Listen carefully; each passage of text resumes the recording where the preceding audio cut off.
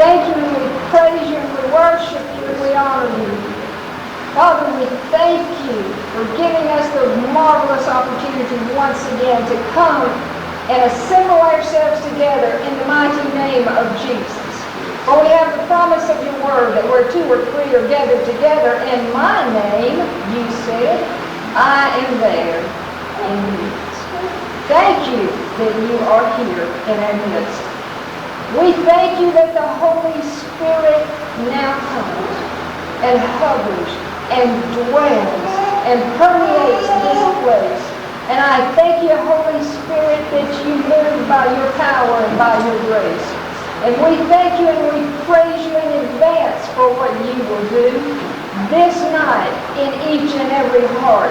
For it's to you that we look to. We thank you and we praise you now that you open up the word to us and you reveal your truths. I thank you, Father, that we walk in new life this night, the light of the truth of the word that enlightens our path. Your word is a lamp unto our feet and a light unto our path. And we don't have to go and grope to and fro in the darkness because all of that is in the past. Because the light of your word comes and it is now illuminated in our hearts because your truth, you this night to us do impart. And we thank you and we praise you in the mighty name of Jesus. And everybody said, Amen. Amen. And thank you, Jesus. Thank you, Jesus. For the last 3 weeks, we've been studying on the subject of discouragement. And how many of you, since we've been doing this study on discouragement, how many of you have had the opportunity to overcome discouragement? Yeah. Amen. The enemy will always give us that opportunity every chance he gets to overcome discouragement. Discouragement is one of the tools that the enemy uses to defeat Christians and to hinder our walk with the Lord. Discouragement has caused many ministers to quit the ministry. Discouragement has caused many church members who were once on fire and turned on and excited about the Lord and would be at church every time the doors opened. But discouragement has come and they've stopped going to church. Discouragement is one of the main things that the enemy tries to bring upon the Christians. But we are learning how to overcome discouragement. And we're learning how to stop it when it first begins, before we are just overwhelmed or overcome with discouragement. We are learning how to encourage ourselves in the Lord through His Word. We've been following David's example in the Word of God, and we saw how King David overcame discouragement. You remember we learned in the book of 1 Samuel chapter 30 that how David won a great battle over his enemies because he encouraged himself in the Lord. And David teaches us all through the book of Psalms how to encourage ourselves in the Lord. Because he showed us all through the 150 Psalms, time after time, how he himself would encourage himself in the Lord his God. Turn to Psalms 103, verse 1. Remember we read this first night. David would talk to himself, and he would speak to himself and tell himself what to do. He would speak from his spirit man and command himself and tell his flesh and his soul what they were going to do. Psalms 103, verse 1. The psalmist David said, "Bless the Lord, O my soul, and all that is within me. Bless his holy name." David would talk to himself, and he would say, "So, you are going to bless the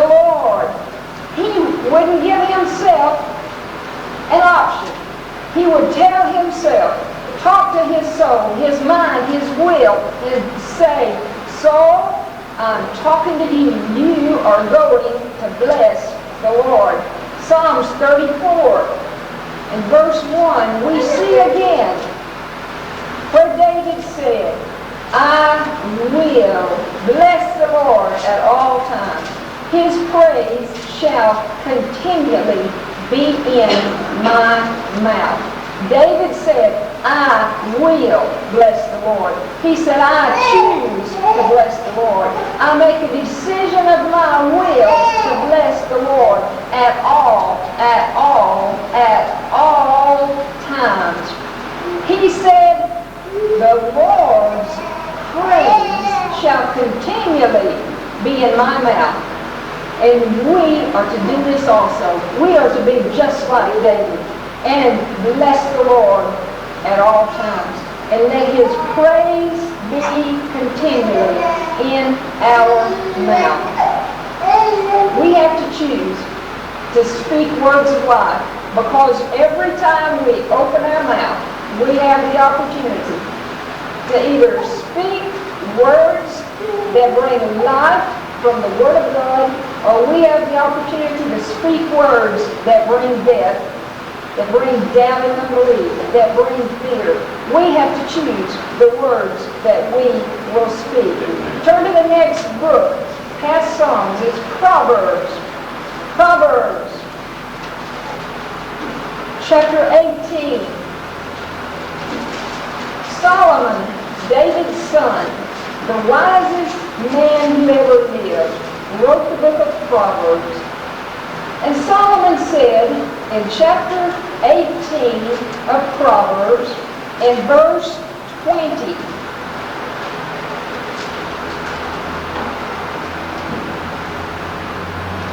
a man's belly shall be satisfied with the fruit of his mouth. Watch that. And with the increase of his lips shall he be filled. Whatever you speak, you eat. Amen. Comes out of your mouth, goes in your ear, drops back down in your heart, and it abides there. And out of the abundance of your heart, your mouth will speak. Verse 21, death and life are in the power of the tongue, and they that love it shall eat the fruit thereof. Our tongue has the power to produce life or death. The tongue is a creative force. And so many times we are hung by the tongue. This little member that's 1 inch down below our nose, we are hung by our tongue. I want you to turn to the New Testament, to the book of James. It's a small book past Hebrews. So if you find the book of Hebrews, turn right, one book. And you'll see the book of James, chapter 3. The book of James, chapter 3. Beginning in verse 2, for in many things we offend all. If any man offend not in word, the same is a perfect man, and able also to bridle the whole body. Behold, or look, we put bits in the horses' mouths, that they may obey us, and we turn about their whole body. Behold also the ships, which though they be so great, are driven of fierce winds, yet are they turned about with a very small helm, whithersoever the governor listeth.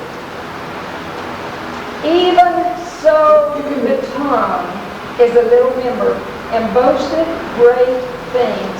Behold, how great a matter a little fire kindleth. And the tongue is a fire, a world of iniquity. So is the tongue among our members, that it defileth the whole body, and set on fire the course of nature, and it is set on fire of hell. Now I will cover this whole chapter in detail at a later time, but for tonight, I only want to point out to you from this chapter the importance of the words that you speak. Your words will either cause you to encourage yourself in the Lord, or your words will cause you to be overcome or overwhelmed with discouragement. It all depends on the words that you speak. Just like the children of Israel, you remember we studied in Numbers 21. We read how they were much discouraged. The Word says that the soul of the people was much discouraged because of the way. They became discouraged about the way things were going in their life and what they were experiencing. They grew discouraged about what was happening to them. And they became so discouraged that they began to open their mouth and speak. And what came out of their mouth? The Word tells us that they spoke against God and they spoke against Moses.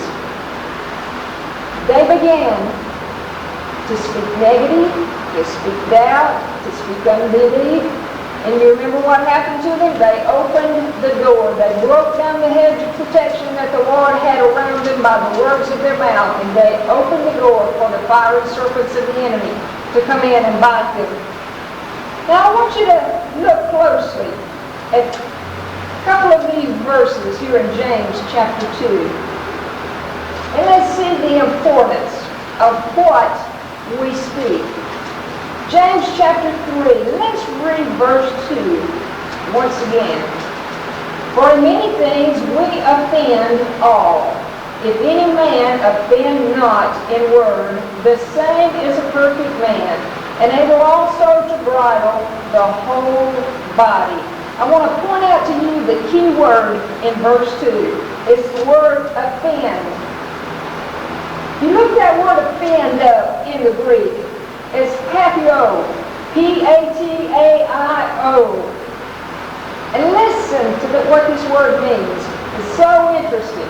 The word offend in the Greek means to trip. It means to err, E-R-R. To make an error, you would say. It means to sin, to fail, to fall, to offend, or stumble. I'll go over that again. The word offend in the Greek is patio, P-T-A-I-O, and it means to trip, T-R-I-P, to err, E-R-R, to sin, to fail, to fall, to offend, and to stumble. So verse 2 says, if any man offend not in word, or if any man does not trip in his words, watch it, you see? If any man does not trip himself with his words, if any man does not stumble with his words, if any man doesn't fall with his words, the same is a perfect, and that word means mature, adult, you could say. The same is a mature man, the one who doesn't trip himself up with the words of his mouth. Think about it. Have you ever been walking across a gravel driveway and you stepped on a stone that was loose, and when you stepped on it, that stone rolled a little bit and it caused you to trip and fall? Have you ever done that? Have been walking across your yard and you step in a little low place or a hole and it caused you to trip and fall? Or maybe you get up in the middle of the night and you forgot that you had moved something out to a different place in a room, and you was walking through it and you ran into it and tripped over it and fell. Well, that's the same principle with what verse 2 is saying. You trip yourself with your words. It's exactly the same as when we trip ourselves and when we fall in the natural. We trip ourselves in the spiritual realm with the words of our mouth. We can be going along in our walk with the Lord, things can be going fine, and the enemy can bring an opportunity to us, like he always does, to grow discouraged, or a problem arise, and he's waiting to see the words that are going to come out of our mouth. Death and life lie in the power of the tongue, and they that love it shall eat the fruit thereof. Out of your mouth is either going to come words that bring death, words that bring a curse, or words that bring life. And that is the Word of God. It's the words that bring life. We're going to trip ourselves when we speak negative, when we speak doubt and unbelief, when we speak anything contrary or opposite to what this Word says. Look at verse 3 again closely. Behold, we put bits in the horses' mouths, that they may obey us, and we turn about their whole body. A bit. Charles, if you would come and show the people, I asked Charles, I don't know anything about horses myself, but Charles is our horseman. He's the expert on horses. And I asked him, I said, tell me about this. So he brought a bridle, a bit, and he rigged us up some reins. Now, the Word of God says, behold, we put bits in the horses' mouths, that they may obey us. From what I've been told about horses, you can control the horse completely by this little thing right here called a bit. Imagine that. How much does an average full-grown horse weigh? 500-600 pounds? More than that? 1,000 pounds? Yeah. Think about it. A horse that weighs 1,000 or more pounds can be controlled completely by that little piece of metal. Have you ever thought about that? But that's what the Word says. And I've been told that you can make that horse turn to the left, turn to the right, stop. If you pull back on the reins, whatever direction you pull on those reins, it pulls that bit in that horse's mouth. Am I right? And that horse will obey you. It doesn't matter if the horse doesn't want to, it will obey you. It has no choice. Why? Because the bit is in its mouth. And you can control every move of that huge horse by that bit. And our tongue is our bit that controls our body. And our tongue is our bit that controls our circumstances that we face in our lives. Now hold that right there. I want to do an illustration with it. But I want you to read verse 4 with me one more time. Not only does James talk about bits and horses' mouths, but he also in verse 4 talks about the ships. He said, behold also the ships, which though they be so great and are driven of fierce winds, yet they are turned about with a very small helm, whithersoever the governor listeth. No matter how small or how large a ship is, the captain of that ship decides which direction that ship is going to go. Because he will be at the wheel. What's that called? Stern? Is that right? Helm. He's at the helm of that ship, and he has that wheel, and he controls the entire direction. No matter how large that ship is out in the ocean, he can turn that huge ship just by that helm or that rudder. And I have a little model of a ship. And the example that this ship shows is, see the size of this boat and the size of this helm or the rudder in comparison to the size of that ship? Awesome, isn't it? Something that small, able to control and turn about something as great as a ship.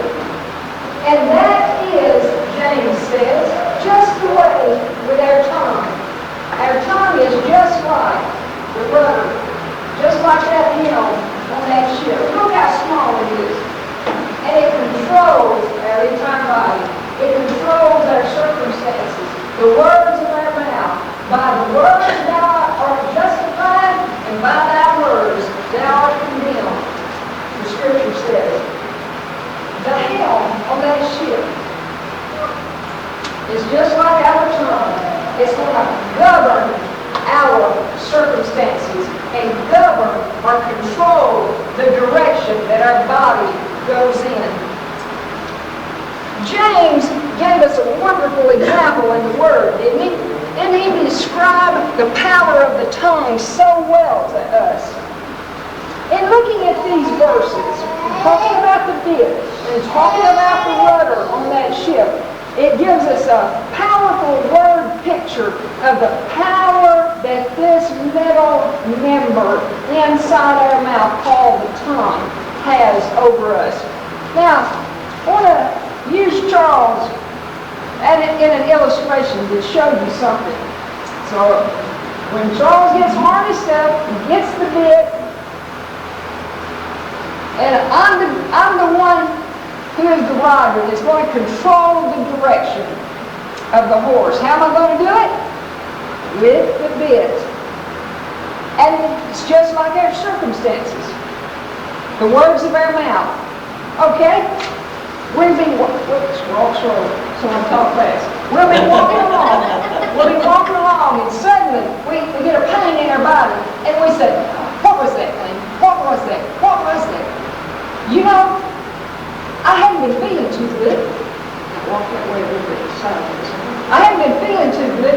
You know, I may have a temperature. I think I do. I think I'm coming down with something. You know, I was talking to Sister Dad the other day on the phone, and she said her whole family had a virus. You know what? I bet I'm getting it. I bet I'm coming down with that virus. You know, I may have to call in sick to work tomorrow. I better go lay down. We turn the whole direction of our body, didn't we? Yes. By the words of our mouth, the power of the tongue. But if we stop and say, listen inside of our spirit, we'll hear God's Word. What does the Word say? And if we stop and begin to listen to our spirit man, and we open the Word of God and say, no, the Word of God says Himself took my infirmities and bore my sicknesses, and with His stripes I am healed. Every symptom must leave my body. I am walking in health. My health springing forth speedily. Jesus Himself took my infirmities and bore my sicknesses, and with His stripes I am healed. Amen. What did you do? You have turned your whole body by the bit, by your tongue. You can turn your body from sickness back to health by the words of your mouth, Amen. By the bit, James says. And it's the same thing with every circumstance, not just sickness, but every time the enemy brings an opportunity to create problems or to create strife in your life. William, what about this one? Okay, start walking on. You know, I went to church Sunday and Pastor William didn't speak to me. He didn't say anything to me. He shook Sister Sookie's hand, but he didn't shake my hand. You know, I'm just going to call her up and tell her what I think about Pastor William. And she calls Sister Sookie up and says, "Hey, this is Sister Doodad. I just couldn't help but notice Pastor William shook your hand Sunday and he didn't shake mine. You know, he must like you better than he does me. You know, I just believe I'm going to quit going to that church. He hurt my feelings because he didn't speak to me and he didn't shake my hand this morning."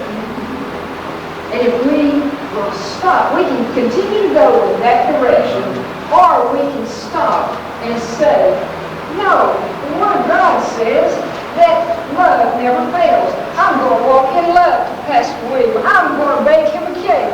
I'm going to call him up and tell him how much I appreciate him. I am going to just walk in love, because the Word of God says love never fails. The Word of God says I've been accepted into the love.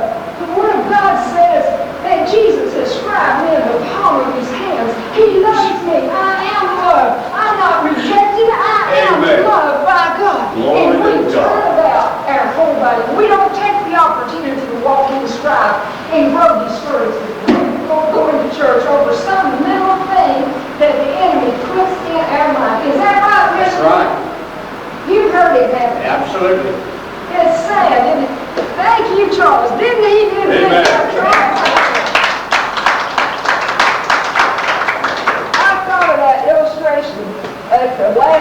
I called them up. Hey, can you get that Bible? Can you get me a reins? And I tell you, all my people that helped me with all these wild illustrations I come up with, thank you so much. And if you get that picture, I pray that the next time you think about speaking negative, that you'll see a picture of Charles being bright and being looked at. And you'll think, oh no, I'm not going to let the enemy do that to me. No, I'm going to read the Word of God and I'm going to speak the Word of God and turn my body and turn my circumstances around, because life or death is going to come out your mouth. Whatever words you speak, is it going to bring life or is it going to bring death? Amen. And you begin to speak the Word of God to yourself.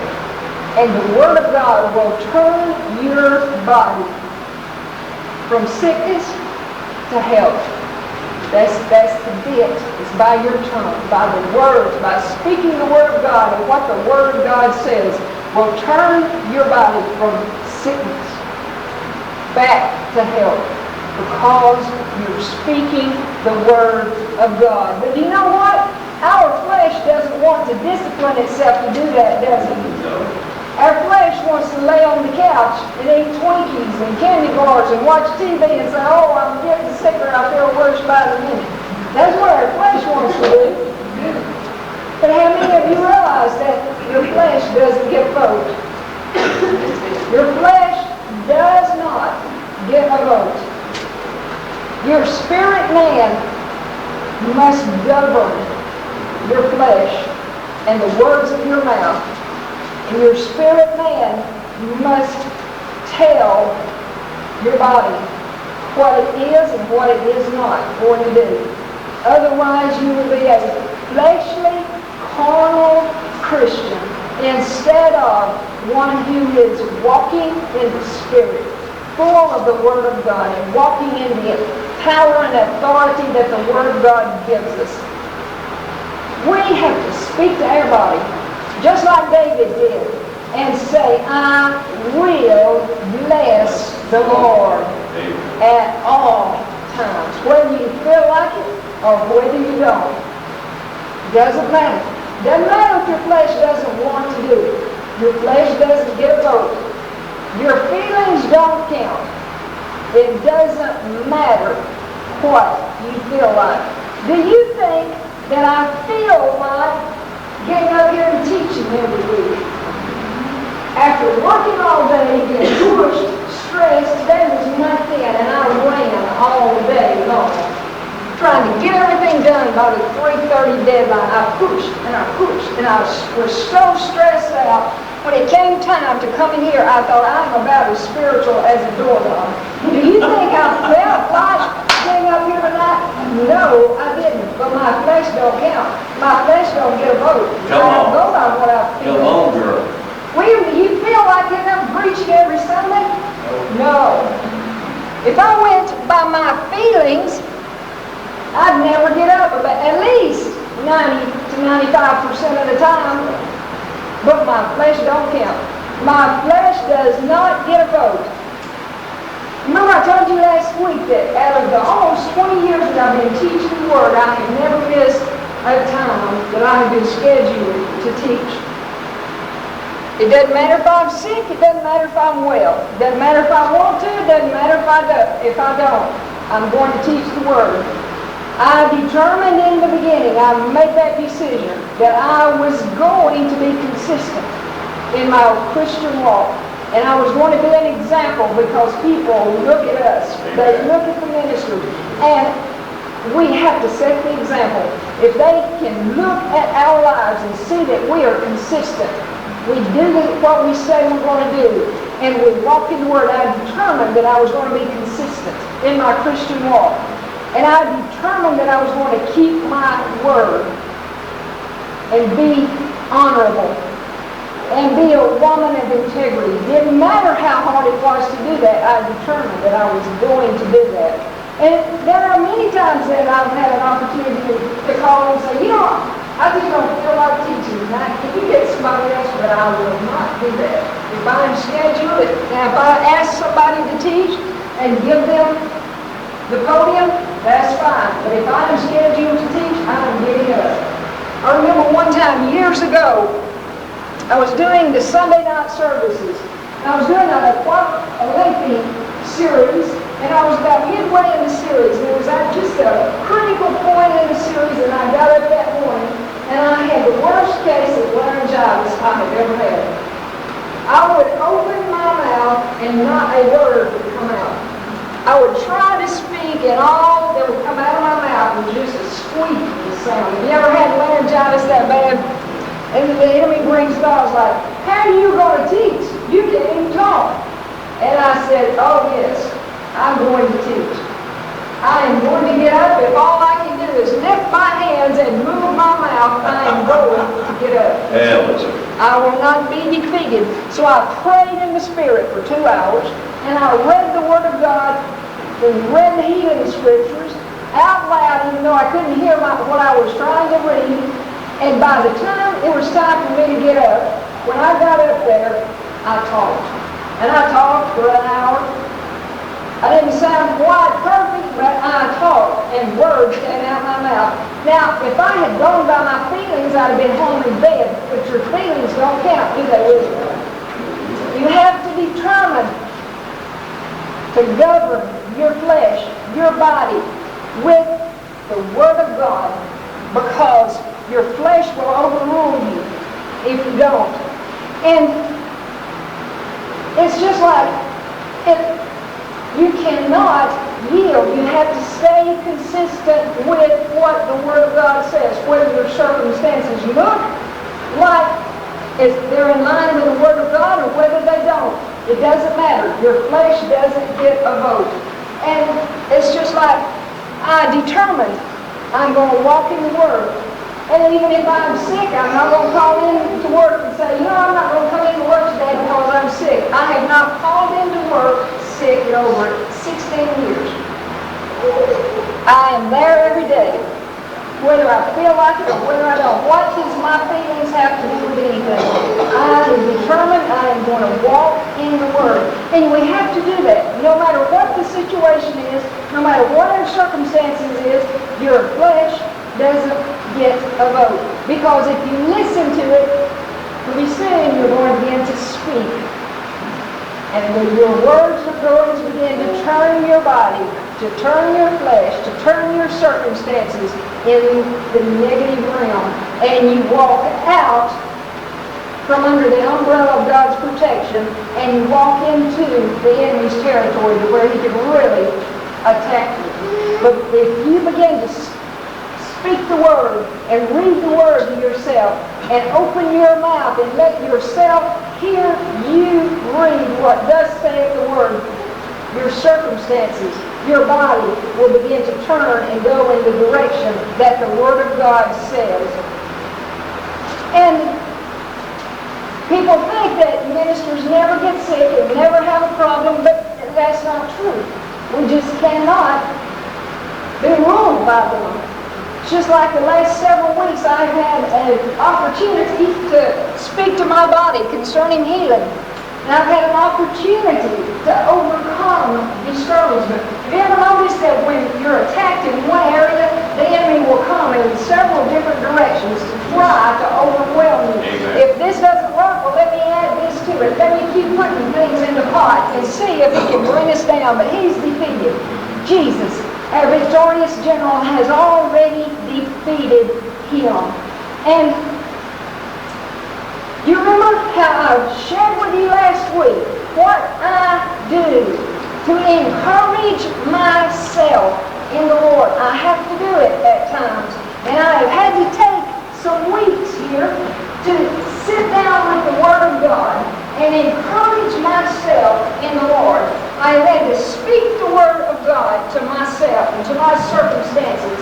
And I have had the opportunity to overcome discouragement. Why? Because I choose to be like David. I choose to encourage myself in the Lord and in His Word. And just like last week, and teach you by example how I encourage myself in the Word of the Lord, and how I take the Word of God and begin to speak the Word to myself, to my body, to my circumstances, because I know that the Word of God will turn my body or turn my circumstances, just like the bit in the horse's mouth turns that horse, whichever direction that rider chooses for him to go. And just like the captain of the ship turns that helm, turns that wheel, and the rudder goes in the direction that the captain of that ship tells it to go. And that's what we have to do by the words of our mouth, is speak the word to ourselves. You remember, I just got through a few chapters and I thought, if I'll just pick out just a few scriptures I'll never get through, just the main scriptures that will help you encourage yourself in the Lord. So I just jotted down just a few that I want to read to myself and let you hear it, and let you see by example of how I encourage myself in the Lord, and you can do the same thing with the words of your mouth, speaking the Word of God to yourself. Psalms chapter 19. I always turn to the book of Psalms because that is the book that I use to encourage myself in the Lord. That is the book that has brought me through many times of testing, many times of trial, many times of discouragement, is sitting down with the book of Psalms and reading the words that the psalmist David wrote. Psalms chapter 19. Beginning in verse 7. Psalms chapter 19, beginning in verse 7. The law of the doctrine or the word of the Lord is perfect, converting, and that word means restoring the soul. Oh God, I thank you that your word restores my soul. When I'm down, when I'm discouraged, when I'm fearful, your word restores my soul. The testimony of the Lord is sure, making wise the simple. Oh God, I thank you that your word is wisdom. God, your word makes me learn. The statutes of the Lord are right, rejoicing the heart. Oh God, your word makes me rejoice. Your word changes my feelings from being sad to glad. Your word makes my heart rejoice. The commandment of the Lord is pure, enlightening the eyes. Oh God, I thank you. I thank you that my eyes, the eyes of my understanding are enlightened, that I may see your word, see the truths that are in your word that you have for me to see. I thank you, Lord. I thank you, Lord. The fear of the Lord is clean, enduring forever.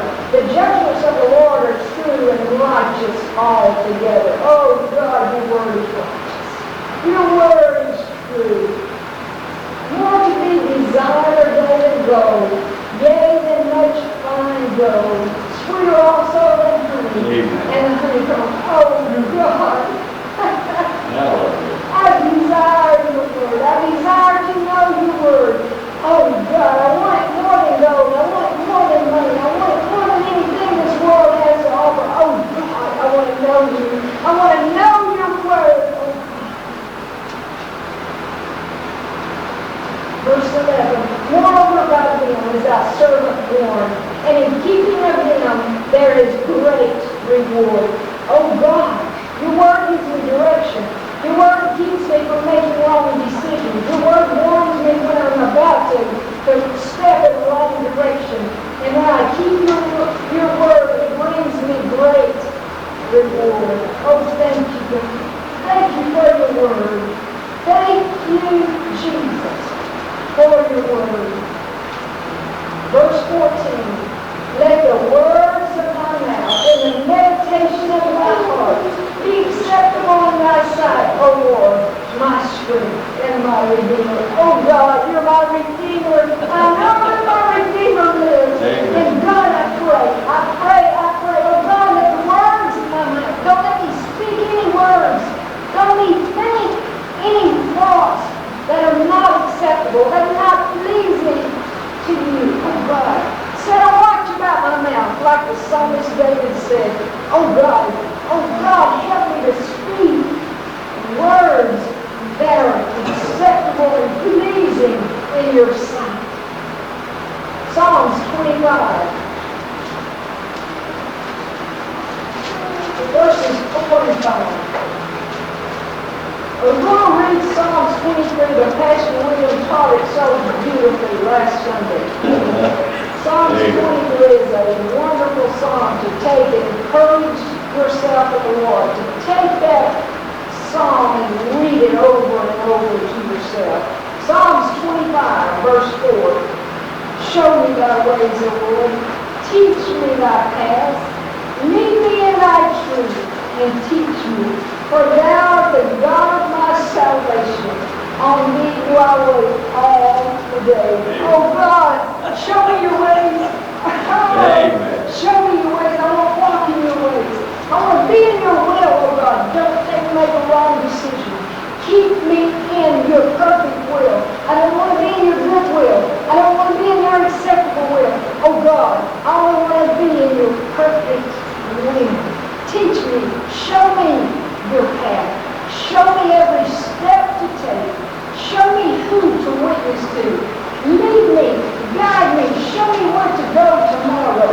That there may be someone that I can speak a word of encouragement to, or that I make it brighten their day just with a smile. May they see you within me, oh God. Lead me in your truth of the word. Teach me your word, oh God. Because it's on you and you alone that I wait. Lord, I love you. I love you. Psalms 27, verses 4 and 5. This is a song that we used to sing, and I love this song. One thing have I desired of the Lord, and that will I seek after, that I may dwell in the house of the Lord all the days of my life, to behold the beauty of the Lord, and to inquire in his temple. For in the time of trouble he shall hide me in his pavilion. In the secret of his tabernacle shall he hide me. He shall set me upon a rock. Oh God, I thank you that when trouble comes, that I can run to you, because you hide me in the secret place of the shadow of your wings. I run to you. I don't run away from you, but I turn and I run to you when trouble comes. Oh God, you're my hope. You're my stay, and I choose to abide and to dwell in the safety of your tabernacle, because you hide me under your wings and you set me upon the rock. And we know that the rock is Jesus. He is our rock. Thank you, Lord. Thank you, Lord. See, I feel better already, don't you? Just read the word of God. Speaking the word of God to myself. What am I doing? I am taking the words of my mouth, and they are that bit. And they are turning my body. They are turning my circumstances from bad, from discouragement to encouragement. They are altering the course of my destiny. Why? Because I'm speaking the word of God to myself and to my circumstances. Yes. Words are eternal. Words are a creative force. I choose not to be hung by the tongue. I choose not to let the words of my mouth trip me up and make me fall. I'm going to walk in the word and speak the word of God. Psalms 28, verse 7. The Lord is my strength and my shield. My heart trusted in him, and I am helped. Therefore my heart greatly rejoiceth, and with my song will I praise him. The Lord is their strength, and he is the saving exceeding strength of His anointing. Oh God, that's me. That's me. You're talking about me. I'm your anointed. Every born-again believer is anointed by the Holy Spirit. And you're talking about me. You're my strength. You're my shield. My heart trusts in you because I'm doing hard. No. And you say, I can't do that. I don't know the words to say. I don't either. I don't have a clue what I am going to say when I sit down and open my Bible and begin to speak the word to myself. But the Holy Spirit who lives within my spirit gives me the utterance. He gives me the words to speak. When I speak the word of God, the Holy Spirit is going to rise up within my spirit. And He is going to bring life into my words. I don't want to speak words that bring death. I only want to speak words that bring life. Because death and life are in the power of the tongue. And I choose to speak words of life. Psalms 32, verse 7. Again, God, I read that you are my hiding place. Thou shalt preserve me from trouble. You're going to keep me from trouble. Thou shalt compass me about or surround me with songs of deliverance. Oh God, I thank you for your deliverance.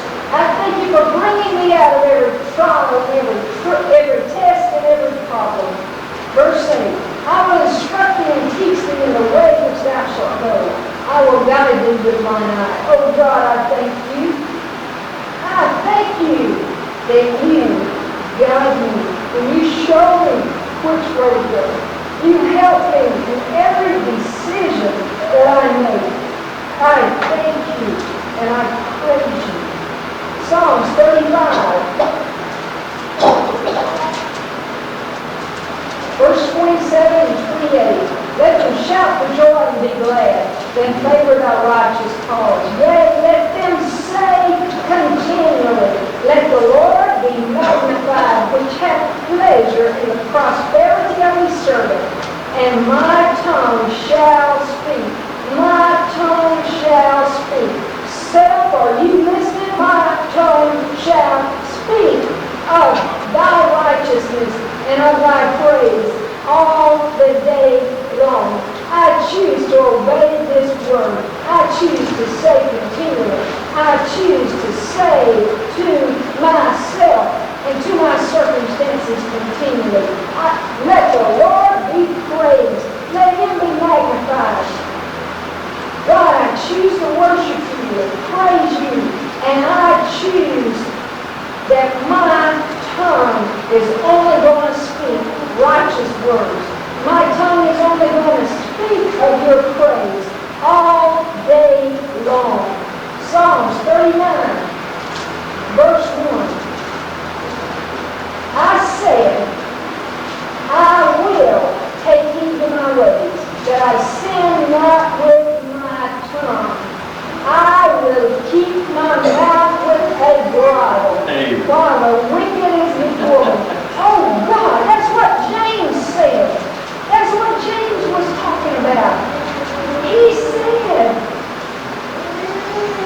that the bit in the horse's mouth will turn him about, and the bit, my tongue in my mouth is going to turn my whole body. It's going to turn my whole circumstances around.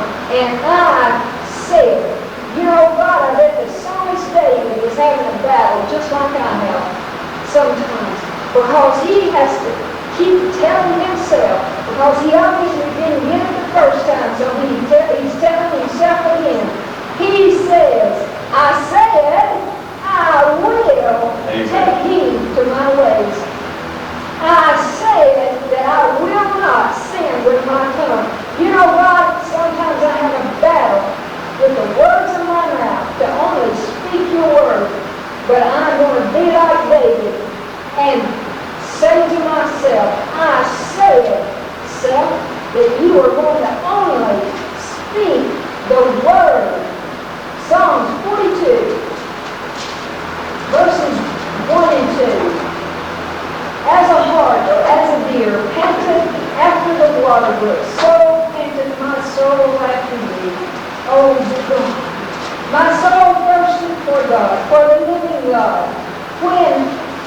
shall I come and appear before God. Oh God, I long for you. I thirst after you. God, I want to know you, and I want to be in your presence. Verse 5 of Psalms 42. Oh God, the psalmist David was having a battle, just like I'm having. And the psalmist David said, why art thou cast down, O my soul? And why art thou disquieted within me? Hope thou in God. For I shall yet praise him for the help of his countenance. O God, my soul is cast down within me.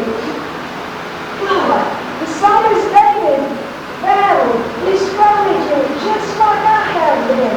But he asked himself, Son, why are you cast down? Why are you discouraged? And I ask myself that, Son, why are you discouraged? Why are you cast down? Don't be sad. God's going to change your circumstances. He always has, and he will this time. Oh, but the psalmist David had a battle. Because in verse 11, why he said just like I do, why art thou cast down, O my soul, and why art thou disquieted within me? Hope thou in God, for I shall yet praise him who is the help of my countenance and my God. He said it again, God, he's really having a struggle here.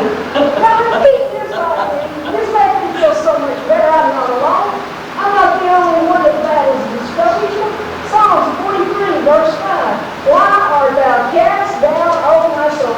Does this sound like a broken record of what? The psalmist David is having to keep after himself, just like we do. 3 times here in 2 chapters, he is talking to himself and asking himself, why are you cast down? Why are you discouraged, O my soul? Why are you disappointed? Why are you discouraged? Hope in God, for I shall yet praise him. I'm going to praise you, God, just like David decided to do. I'm going to do it too, God, because you always knew for David and you will me too. Psalms 89, verse 1. I will sing of the mercies of the Lord forever. With my mouth will I make known thy faithfulness to all generations. Oh God, I'm going to sing. I'm going to rejoice in you. God, I love you, Lord. And I'm going to sing praises to you all day long. And I'm not even a third of the way through what I wanted to cover. When you see, you just get lost. You just get lost in him, lost in his presence. When you open up his word, and when you begin to read the word and speak the word to you, and you're speaking it to him. Amen. And the Holy Spirit that's within your spirit begins to rise up within you and begins to give you the words to speak back into the Lord. And it's a conversation. You say, God didn't speak to me.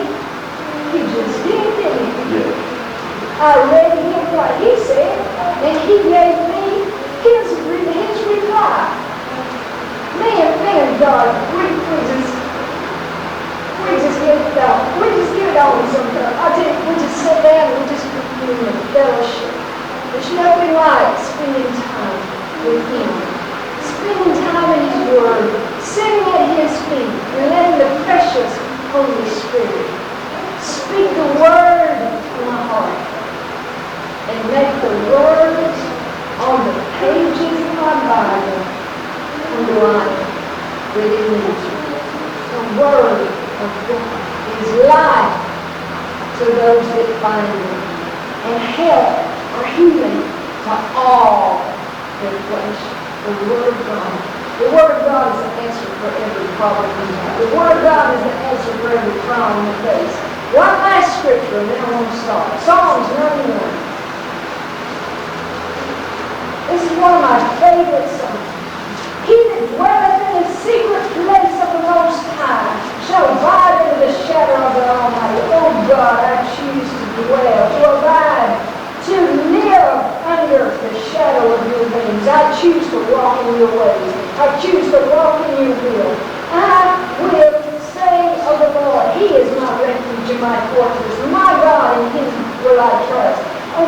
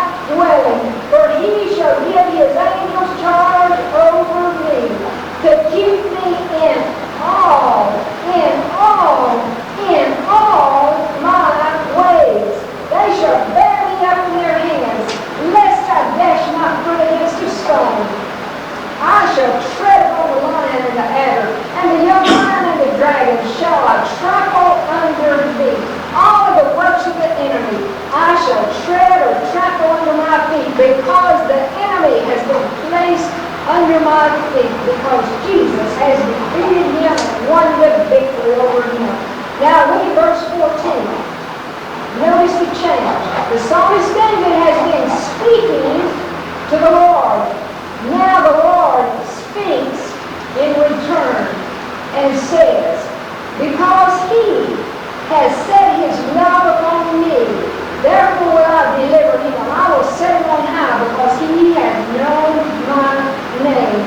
He shall call upon me and I will answer him. I will be with him in trouble. I will deliver him and honor him. With long life will I satisfy him and show him my salvation.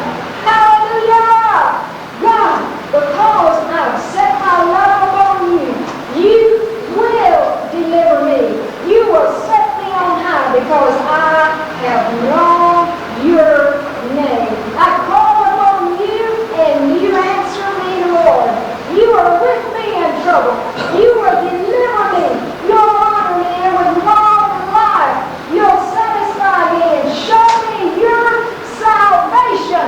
Hallelujah! And after I spend time doing that, I get so excited I can't stand myself. Sometimes I just about tear the house down.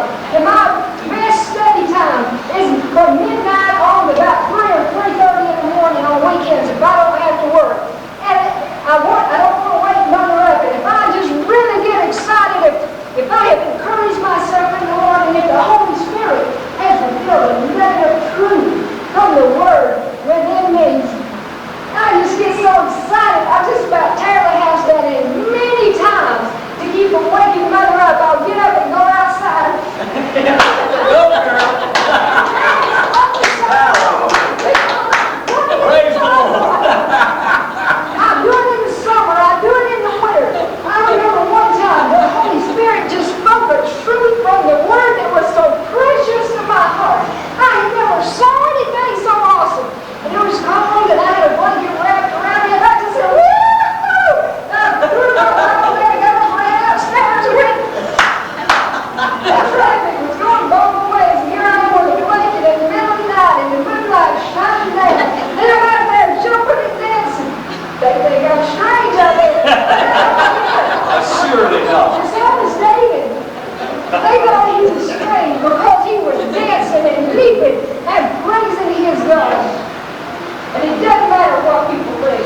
If God has spoken his word to me, and if I have spoken that word out of my mouth and encouraged myself, and his word rises up within me, I tell you, I'm 1,000 times bigger on the inside than I am on the outside.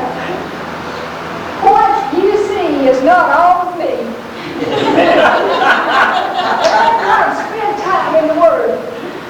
You can just feel your spirit man rising up within you. And I tell you, I get so excited.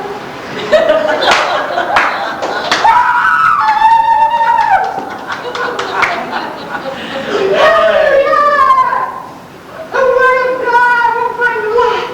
The Word of God will change your circumstances from death to life. Amen. The Word of God, the power of the tongue, speaking the Word out of your mouth, will be that fit to turn your body, to turn your circumstances from death to life. Hallelujah! Praise. Thank you, Jesus.